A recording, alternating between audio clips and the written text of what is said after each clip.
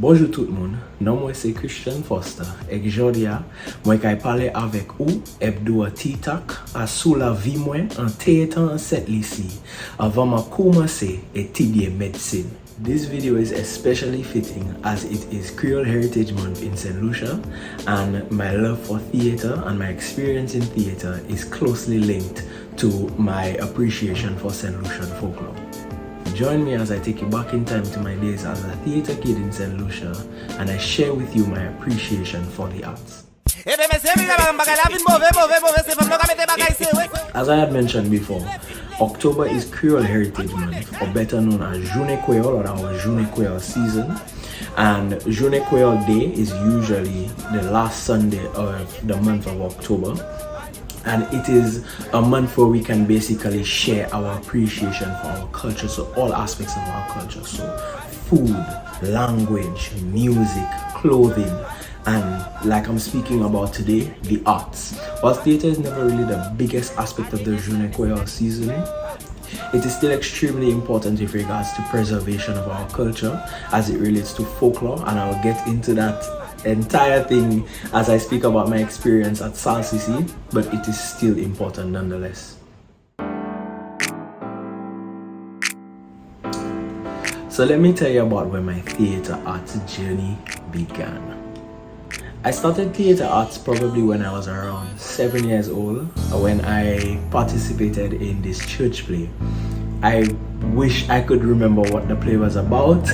I just remember it was my very first introduction into performing and being a character, and it was just a random thing. I remember my mother was just like, y'all should do it, and I'm pretty sure some of my siblings had participated in it as well. But I remember feeling so excited about my character and learning lines, and it didn't strike me until I was probably a teenager that this was my first experience in theatre. But it was clear that this is what I had really loved, because I was putting effort into that from then. So my journey began when I was really little, but it was not until I got to St. Mary's College, or secondary school, where my love for theatre truly started to grow. We be jamming. So when you get to St. Mary's College in first form, you start theatre arts immediately. They introduce you to theatre from first form, and you learn the basics of like blocking and improvisation and stage management and just stage orientation, like just the very basics of theatre. And it kind of puts you in the frame of mind for creativity from pretty early. In most Caribbean islands, it is tradition to choose your subjects from third form. So you're gonna choose like basically what you want to do for CSEC, and for us theatre arts was a no-brainer, and by us I mean my theatre arts group from Form 5. It was a no-brainer. On the selection day, it was probably the first thing that I wrote down, because I knew for a fact that I needed to do theatre. Theatre was like a sanctuary for us on campus. It was an escape from like the grueling reality of mathematics, and for somebody like me who did all three sciences, it truly was an escape from that reality. And if there's one thing you can guarantee on any theatre day, is that you'll have a good laugh. So one of the things I really liked about theatre arts at my high school is that it wasn't just mindless theatre. It wasn't as if we were just going to theatre classes and we were just improvising for the whole class and stuff. We had stuff to look forward to, and those two things that we had to look forward to were literary night and Talfest. Literary night was basically the end of our celebration of our Nobel laureates. So in Nobel laureate week, we celebrate Derek Walcott and Sir Arthur Lewis, who are our two Nobel laureates in Saint Lucia. And at the end of this week, we do a show at our school, and I think it's because they were both born in January. I think they're also born the same day. I might need to check that, but they're both born in January, so the shows are always in January, and the week is always in January. And it would be this night of just pure talent. It's just poems and skits and just a lot of like more serious aspects of creativity. And when I say serious aspects, I think especially, I don't know if it's like that in other Caribbean islands, but especially in Saint Lucia, most people think theater is supposed to be funny. So people would laugh regardless. You could write the most serious script and people will laugh. But Literary Night was a night where it was just a showcase of pure like commitment to theater and just like showing that, you know, it was deeper than just, you know, going on the stage and acting. It was like becoming the character and showing true love for the arts and for our culture. And I say that specifically because it would be only local and very like seldom it would be in the region, but most times it would be original plays, original skits, local poems. Like it was only in our year it was a little different, and I'll get into that, but it's just a showcase of our talent in Saint Lucia, and that's why I have a different appreciation for the Literary Night than for Talfest. So with regards to participation, I participated in Literary Night for 4 out of my 5 years at SACC. That 1 year, don't ask me about that. It was it was in Form 2. I was, you know, rebelling. I was trying to be cool, but I performed the other years. From Form 1, 3, 4, and 5, I performed. Now in Form 5, once you've chosen theater arts as a subject, it's kind of mandatory to perform for Literary Night because that's when we have our final assessment. And our final assessment is in the form of a play. Well, most years it's in the form of a play, unless somebody chooses to do dance, which no college boy really does. Most college boys would just do the theatrical part. And I think one of my colleagues had done, instead of doing the acting part of it, the drama, he did stage management. So he got graded on his lighting and organizational skills. But our year, we did the play One for the Road by Neville Labastide, and that is why I mentioned that it's very seldom a play that is out of the region, because I believe that is a Trinidadian poet or playwright, and not sure why it was chosen for us, but we had a blast. Unfortunately, I don't think I have any footage from that night, but I think I have some pictures. And it was set in this bar in Trinidad, and can't remember the details of it, but I just remember it was really fun preparing for that. Not sure how many people know that I'm half Trini, so having to put on a Trinidadian accent and, you know, act on stage, it was a wonderful experience. I really liked it, and I think we appreciated the effort that our teacher had put in. Miss Roberts, she had put so much effort into helping us do well on that night, because we had to be assessed on that night, so we really had to show out, and she made sure we did well, and then your boy got a distinction. So yeah, Literary Night was, oh boy, Literary Night was just, it was so fun, and we would have these drama camps leading up to Literary Night, because really and truly the weekdays weren't enough, especially that week before Literary Night. We would go to the school from the Friday night and leave the Sunday morning or afternoon, and it's just pure rehearsal every single day for that weekend. And it's, you know, it created a lot of really nice memories, and it forced us to understand how important theater was. And you don't really appreciate it in that perspective as a teenager, but when you get older, like now that I'm thinking back on it, those things really, like, you know, structured how we performed and the attitude that we had towards theater arts.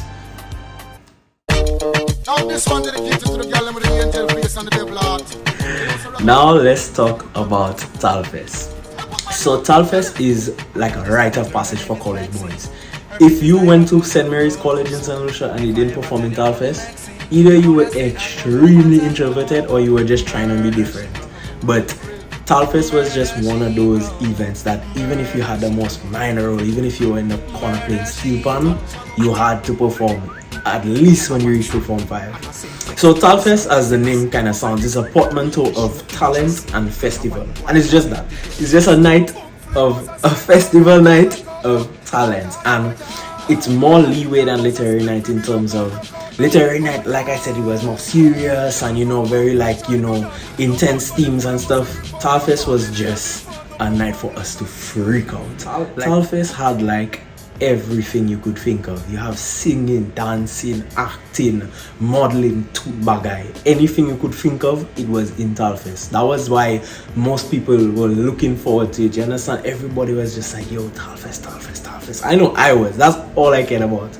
And you know, I still watch my Talfest videos, and I'm just like, yo, I am actually so happy I participated in this, because these memories, you will never forget them. Like, I'm happy I have the videos, but even if I didn't, you will never forget your memories from Talfest. It's really just like, as I said, it's a rite of passage. Like, you have to basically do it, essentially.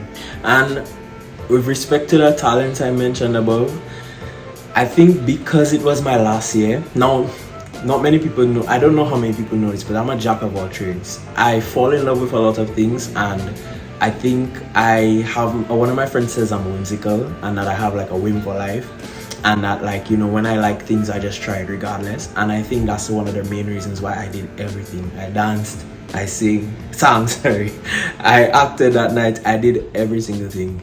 But I think the main thing that I liked about that night was a skit that me and my friend came up with called Marcus.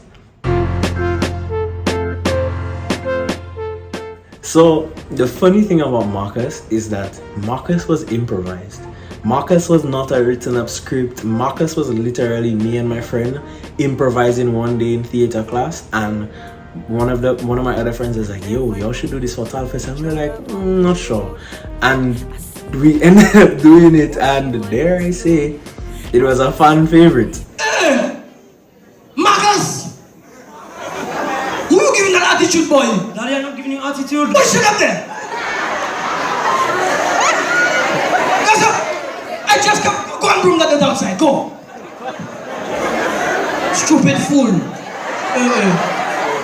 The skit Marcus played around one of the themes in Caribbean society, especially for young Caribbean students, which is the pressure that parents can place on students for CXC exams, right?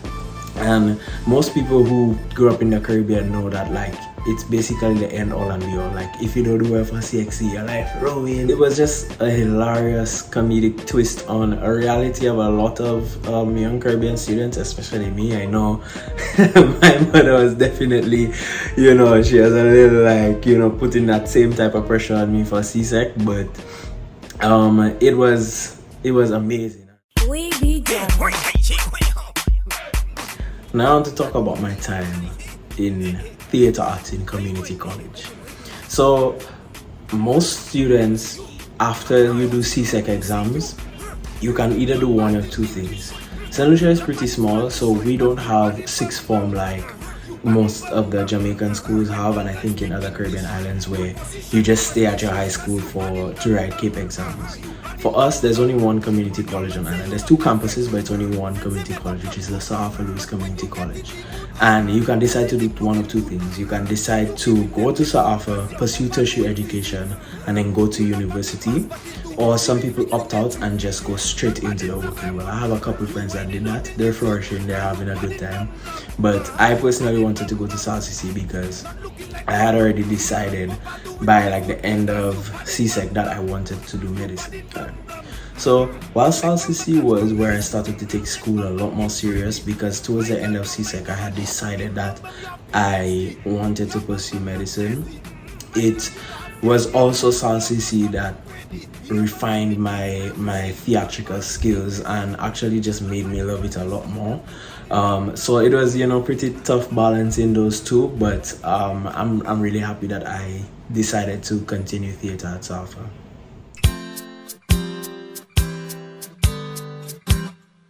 So when I was in my first year of Saint, which is in the academic year 2017 to 2018, there were two brilliant students who I'll probably mention for the rest of this video, Monique Ogis and Jessie Mayers. So the two of them had decided that they wanted to revamp the old Saint Lucian Community College Drama Club. It wasn't active for a couple years, and I'm not sure why, but they were like, no, we're gonna take our final year, because they were a year ahead of us. They said in our final year we're gonna revamp this and we're gonna make something special. And you know, I was so hesitant when I like when they put out like, you know, flyers and started saying like, you know, they were advertising the drama club, because I was just like, ah boy, I really want to just put all my effort into medicine, but I was like, I don't think I would forgive myself if I didn't do it. So I was just like, nah, this is my time to learn proper time management skills, and I just did it. So what I did not know about Jesse and Monique at the time was that they were in the process of writing what could be considered one of the best plays, not just in the modern era, but of all time in Saint Lucia, and that is A Little Folktale. Look at it. It's looking at you guys. It's looking at you guys. Calm down. There's something. Calm down. Look at it.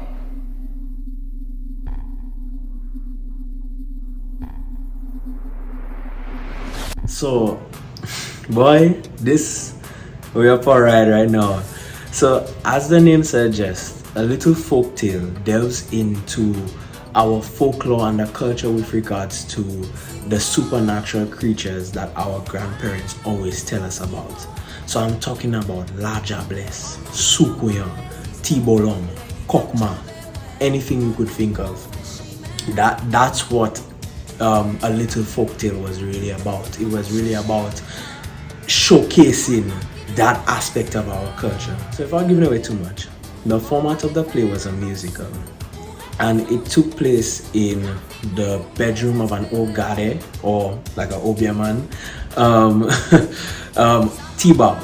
So his nieces and nephews were just, you know, walking around his room after his funeral, and they stumbled upon this book, and at the cover of the book it said A Little Folktale, and they thought it was just, you know, this book about, you know, some tales and stuff, and they found out some very interesting things about their Uncle T-Bob. So the play gave this refreshing twist on our folk characters. So the same Lajables, Kwéyòl, Tibolong, Kokma. It gave a nice twist on those characters, whilst obviously maintaining the authenticity of what the characters were. And I think that it being a musical, I just want to say that I wrote the music for the play. It being a musical really helped to, you know, build on the characters, and it just added a really nice flavor to the play.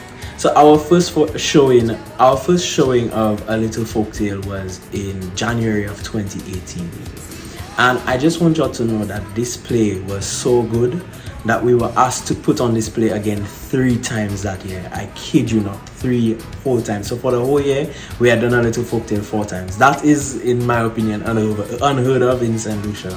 It was just that people just wanted to see more. Like the first viewing, because we didn't know how people would receive the play. I know it was about folklore, so most people would have appreciated it, but we didn't realize people would like it so much, and then we were asked to put it on another 2 nights, and then we had to put it on another night. It was crazy. I felt like a celebrity. I legit felt like it was a wonderful experience. Hindsight, all of this was just so, you know, great and wonderful and stuff, but boy, the rehearsals and preparing for Cape and all these things going through my mind, it was hectic, but boy, was it worth it. It was so worth it. And important to note that in addition to the 4 viewings of the play in 2018, the show ended up doing so well that it actually went to Carifesta in Trinidad in 2019. Now, unfortunately for me, I couldn't participate in the play because I was preparing to leave to come to Jamaica, but I ended up seeing the last viewing of the play, which was in the summer of 2019, just before I left, and I was so happy to see how much it had developed with a new cast, and they kept the music that I wrote, and the script was the same. It was just, you know, they added their own, you know, new flavor to it, and it was really nice to see, and I was just really proud of everyone who was a part of the first production, because it wouldn't have been without them that that play would have reached so far. And I will say it a million times, like I said earlier, Jesse and Monique really did their thing with A Little Folktale, and they deserve all the flowers in the world.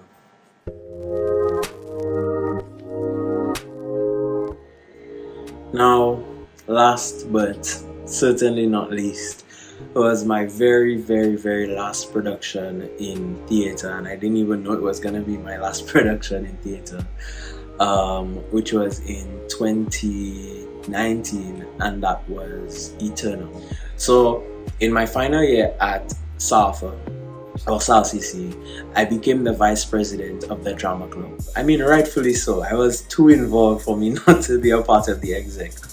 But me and my president, Chrysler Emmanuel, we decided from early that we needed to come up with an executive board, and we needed to start organizing our plans to continue the traditions from the previous year. So with hopes of maintaining that culture, myself, Chrysler Emmanuel, Jody Nelson, and Desra Long wrote the play Aeternum.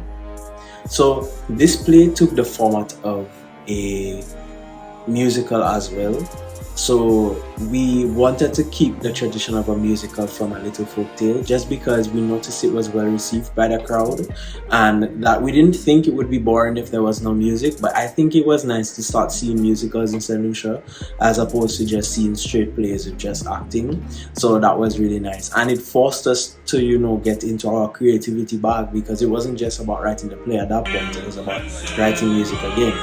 So I think that was really helpful, and we went for a pretty minimalist setting for the play, as the play takes place in purgatory after a young boy commits suicide. Now, that theme was pretty serious, and I don't want to say at the time, but coming from A Little Folktale, which was more jovial, and it was about, you know, our folklore. I mean, the folklore is, pretty scary if you think about it, but there were more jovial aspects of the play, and a lot of comedy was actually written into it. But we wanted to go for a less comedic theme, and we wanted to tackle some more pertinent issues that were, that were happening in our country at the time. I'm really thankful for is that the tradition had continued the year after, in 2020, the January of 2020, where the following group of students put on the play. So I had left SAFA at that time, because SAFA is only 2 years.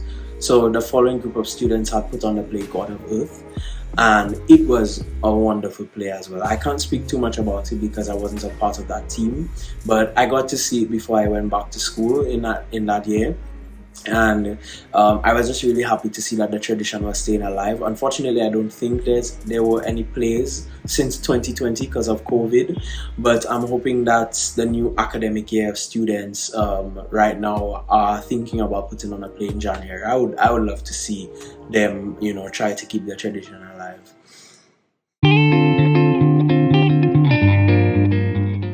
Yeah, all in all though, I think all good things must come to an end. And it's a bittersweet feeling when I think about the fact that, I haven't done theatre in so many years, and I don't know what outlets there are for students like myself to do that. And it's very different considering I'm now in a different culture, different environment, different country. But I am eternally grateful for the experiences that I got in my final year, and I still think that it motivates me now to continue being creative in other aspects, because I never gave up then, and I don't think I will now. But yeah, in the words of my late Uncle T-Bob, ça fait la fête.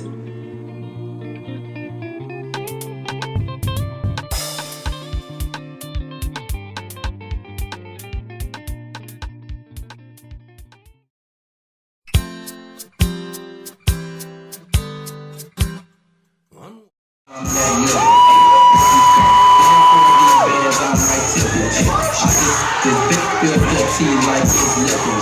I'm in the backseat with 2 Fays, I'm Big Pepper. Now,